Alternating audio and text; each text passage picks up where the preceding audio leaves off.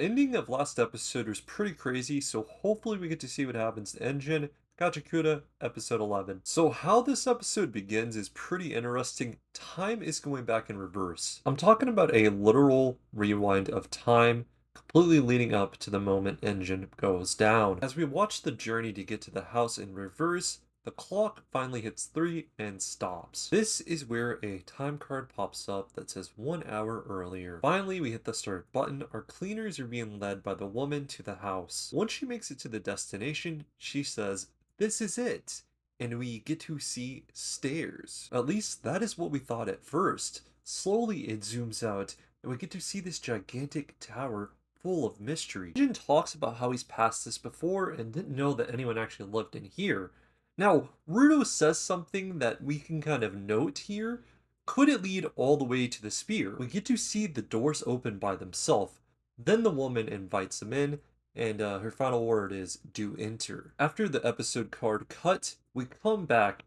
The group is entering through, and we get to see it's sort of remembrance of a castle, got candles, very dark. There is one thing we get to know about this room. It is the living room, and the woman refers to it as dirty, and so she invites him to come to Mo's room for hospitality. Our group of cleaners are quite hesitant on what to do.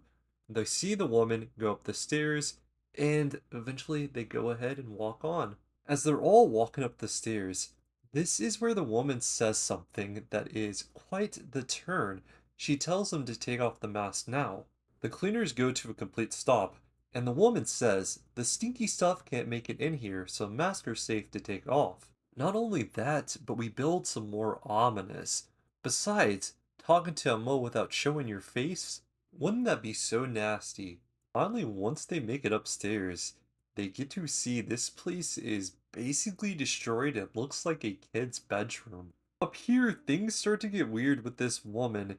She starts to compliment a bunch of the different cleaners, and she says it's so nice to see everyone's faces. Tommy makes a note about this bedroom where she says, "Top floor is the girl's room. Surprisingly whimsical interior." The actual notes themselves are not important at all. It's the objects you can see inside of this room, which Rudo makes a pretty good point. She lives in the middle of the nowhere in the desert. How is she able to get so many objects? Attention is brought back to the woman as she says, "Come on now, what's the thing you want to say?" Rudo looks over at Engine. This is where he gets a nod. Rudo stands out in front of the woman. There, he says, "I want to know about someone who can come and go from the spear and the ground. I heard you'd seen them, so I'd like to meet." Quickly, Rudo gets cut off. "Oh, that's it?" Now, she changes topic and asks Rudo, "What do you look for in a crush?" Everyone is confused, even Rudo, and the woman says, "Emma likes people with a strong smell. The smell matters more than the face." Okay, I am pretty positive at this point this woman is a Mo.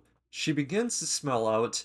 This is where she says, "A Mo likes that big man the best of all," referring to Delmon. We pan closer to her face, where she has this very creepy smile. At this point, she's completely cooked Rudo's brain. Injin grabs the shoulder of Rudo, and he takes lead in this conversation.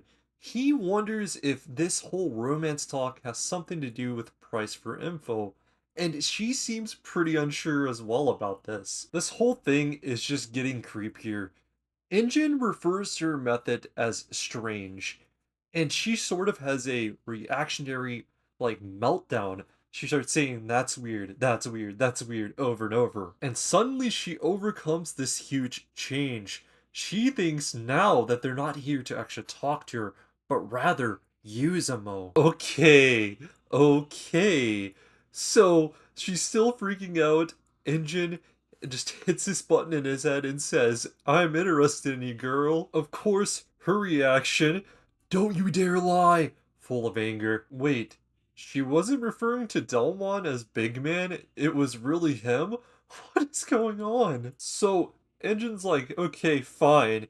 Can I speak my mind?" And he says, "Could you cover up a little? It's hard to concentrate here." Oh no. Engine. Men who complain about women's fashion? He calls him the worst of anyone so far. I do see something though. There's some sort of scar on Engine's head near his hair. Sadly, we get to hear her say, "Mo's breaking up with you." Her anima is very much out of control, as you can see from her eye. The essence begins to show. This is where she says, Amal won't even let you be friends. Injin then says, figured, she's a giver. We see Rudo and we zoom into his eyeball, where that orange essence is getting even more colorful. And he's getting this horrendous face. He looks back towards the woman. We get to see she's totally changed, and from a closer look, there is a mark on her vital instrument, the same as the one on Rudo's gloves. At this point, she's looking like a straight up demon. We see her face, her eyes are covered by her hair.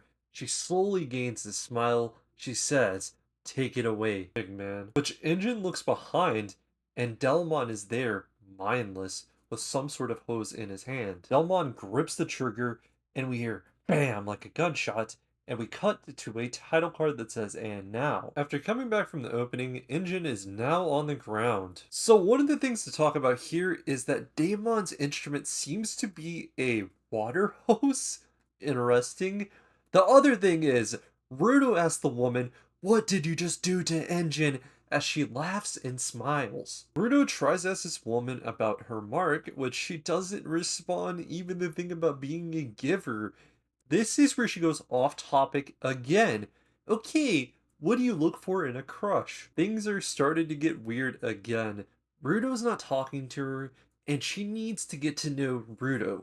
The whole thing is while she's talking that this room is starting to get weird and a bit dizzy. Rudo's like, there's no way I can talk to this girl. After all, who can really blame him? Suddenly we have someone unexpected walk up and as well speak out. It is Zonka. There he says, you only listen to people who play along with your topic of choice, or actively trying to bring it down. Here Zonka goes, which means I bet you'll hear me loud and clear, you cow. And he activates that vital instrument. You already know what's about to go down. After what she's done with Enjin, Sanka sees her as an enemy. But with quite the surprise, this woman's emotions has changed. She's went from this anger to now crying about the insult. Actually, that didn't last too long. She says she's wounded, and she's angry again. Just like Enjin, Zonka looks back to see Delmon coming towards him to attack. This attack is a huge heavy hitter. However, Zonka is straight up just that guy.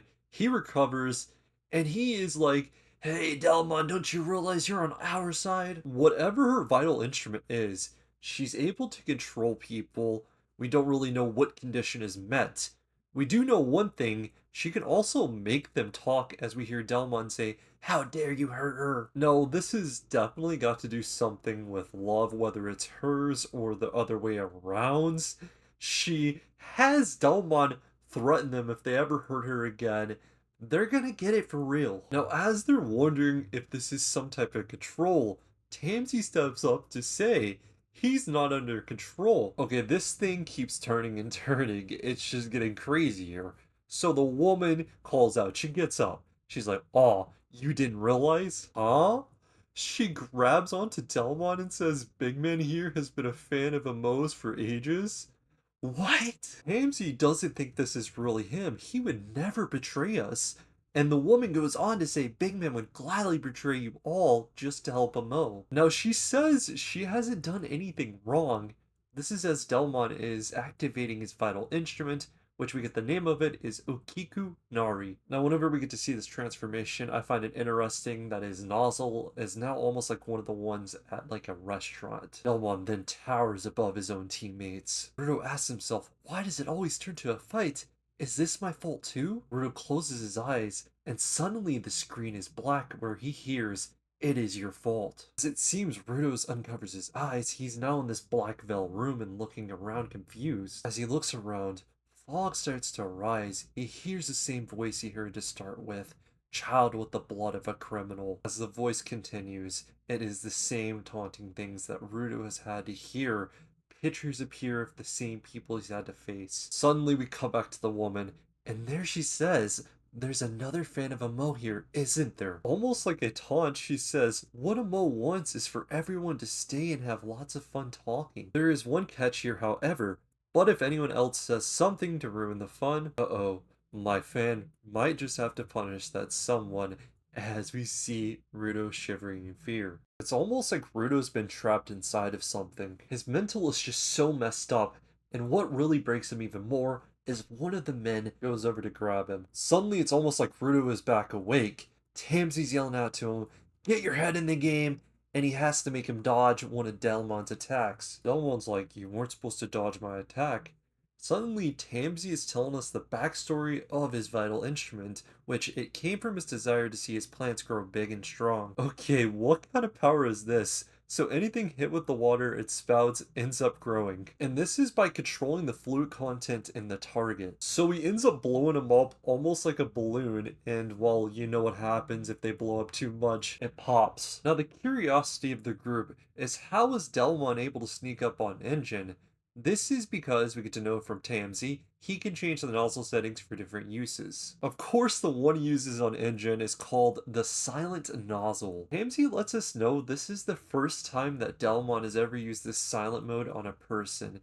And he goes on to kind of say, yeah, now I definitely know she's controlling him. That's when Rio's like, hey, it don't matter.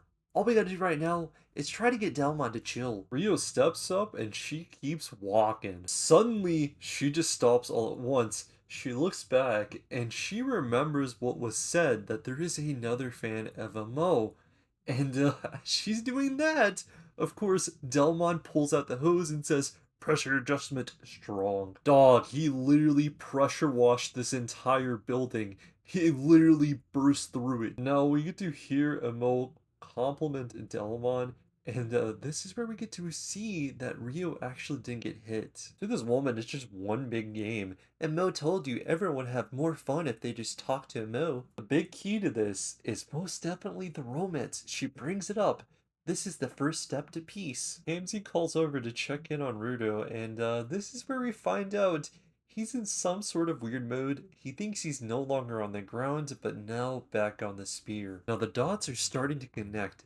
Zonka says he can smell something, and he's questioning, what's that smell? There's starting to be these connections, familiar.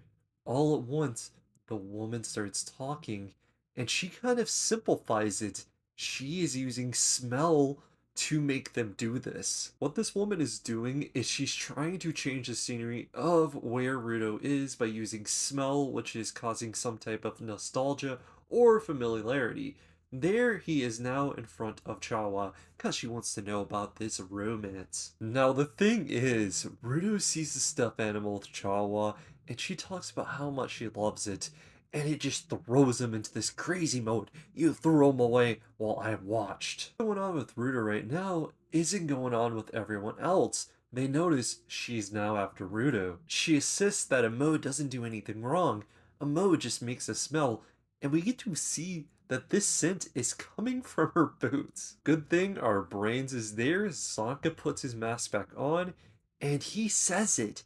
If we breathe in that smell, we'll start thinking you're a person we love. And we hear something from Tamsi that is a really good observation or thoughts.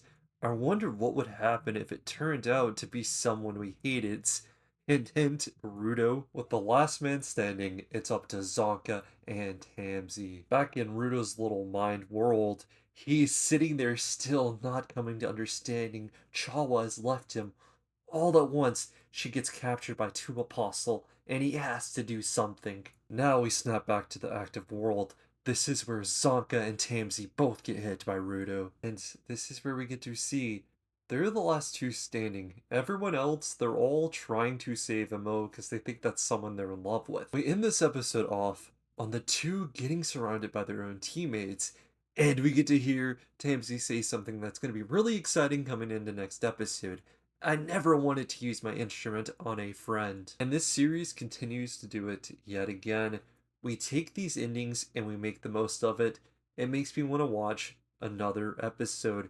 Here we get to see this Mo person, and yes, I was second guessing myself if her name was actually Mo, or if she was talking about someone else or even her vital instruments. But now I am totally short, I think. Um, there is a connection to her and Rudo's gloves. Are we gonna get to find out, or is she gonna be like, I don't know, I just kind of found him up there? That could be a possibility. We also get to see Delmon's vital instrument, which is a water hose with four different functions. He's awesome, his vital instrument is awesome, and the backstory along with it. I thought that was cool. The silent mode, I'm like, that's kind of lame. And then we get that like power wash mode. I'm like, hey, that is sick. Next episode, gonna be insane. We're gonna get to see another new vital instrument, and this time it's gonna be Tamsi's turn. And I have high hopes for this guy. Don't know what it is, but I am sure it's gonna be an absolute banger because he's been such a mystery so far. If I'm gonna be rating this episode, I gotta say it's a nice 9. Tell me what your guys' thoughts are on Gachiakuta episode 11. Hope you stay safe, and until next time, peace out, guys.